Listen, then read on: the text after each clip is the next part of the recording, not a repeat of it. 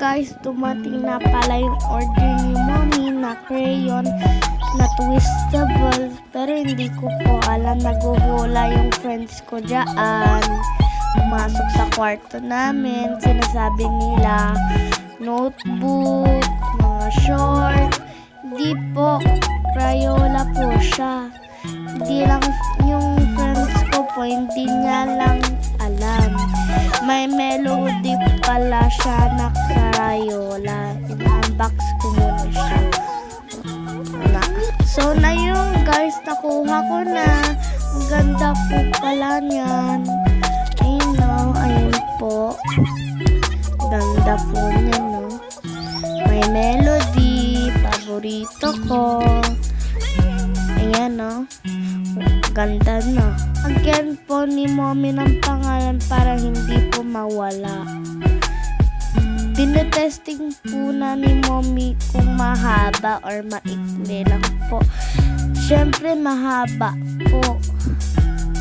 Ayan po, nakikita niyo po. Ganyan po siya kahaba. Hindi mabalik ni Mommy.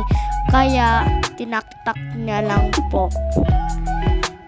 Yung dito po. Ayan, tuloy na natin, panood natin.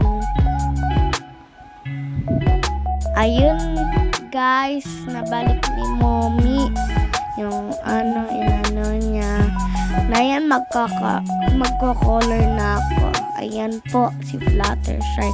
Kino-color ko po siya na maganda kasi maganda po. Ayan po yung color ko. Na yun, i-color ko naman si Rainbow Dash. Panoorin nyo lang po kasi hindi ko po alam kung may white or hindi. Kung may white or wala. Kaya, sinundan ko yung sinabi ni Mommy. Hindi ganon. Paikot-ikot. Dapat pa straight. Ayan po. Nakita nyo po. Linaw po.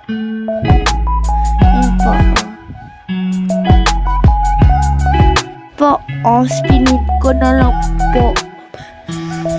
Tapos, linagyan ko yung tail ni Rainbow Dash na rainbow kasi hindi ko na siya paborito. Paborito ko na si Princess Celestia, si Princess Cadence, si Princess Luna. Kasi, paborito ko siya. Kasi, si Princess Celestia, may pet siya na Phoenix. Ayun po, si Rainbow Dash. Yan na guys, ka namin ninagay. Bye-bye!